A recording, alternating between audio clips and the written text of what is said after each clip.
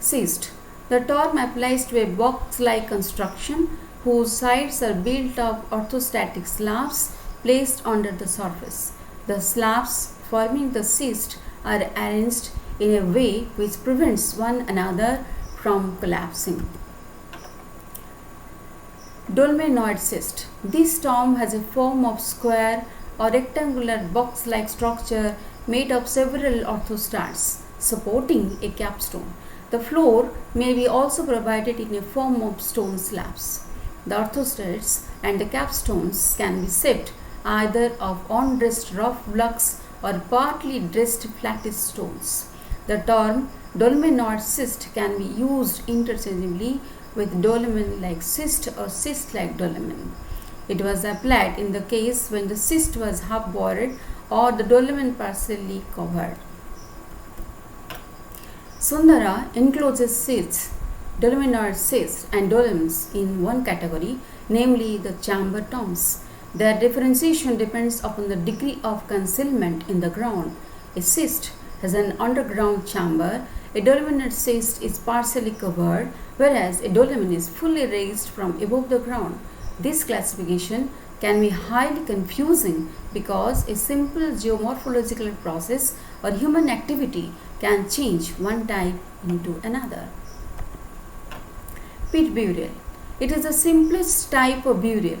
The deceased, along with funerary assemblies, was placed in a pit dug out specially for this purpose and filled with earth and cane packing.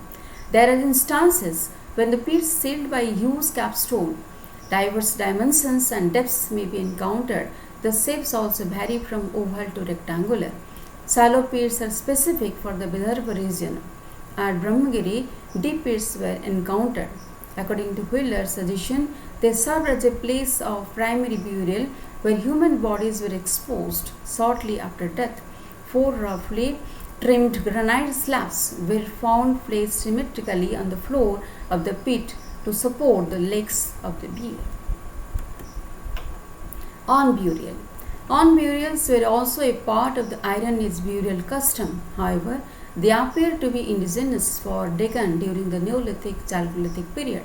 The hollow-legged urns are known, for instance, from Inamgaon in the later Jarvi period. Earthen pots were employed to store skeletal remains and funeral assemblies, and after deposition it was sealed by a lid. In some instances, a capstone and cane packing were provided.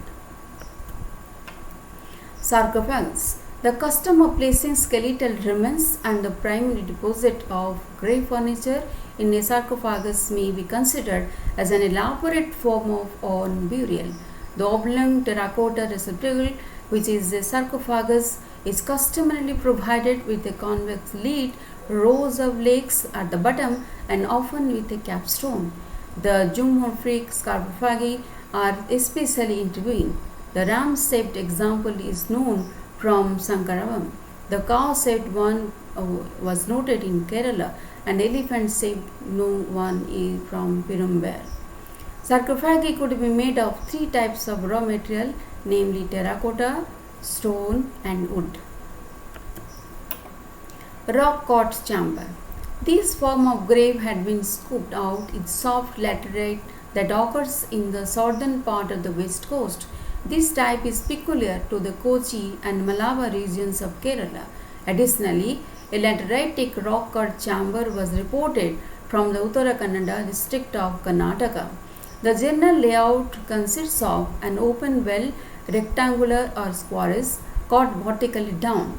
Easy access is provided by a flight of steps. One of the walls opposite to the steps has an entrance leading to a funerary chamber which can be circular, semicircular or rectangular in shape. The floor of the interior of a cave is invariably 30 to 60 cm lower than the floor of its outer court.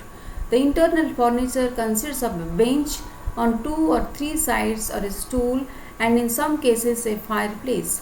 All those items are formed out of solid rock to serve as a pedestal or skeletal remains and grave goods. The ceiling of the chamber is domed and converges towards the top at the center, where it is provided either with a pillar or a circular opening invariably covered with a slab. The sites like Inai and Kodanakammal brought instances of multi-chambered caves where two or more chambers have entrances from a single open well.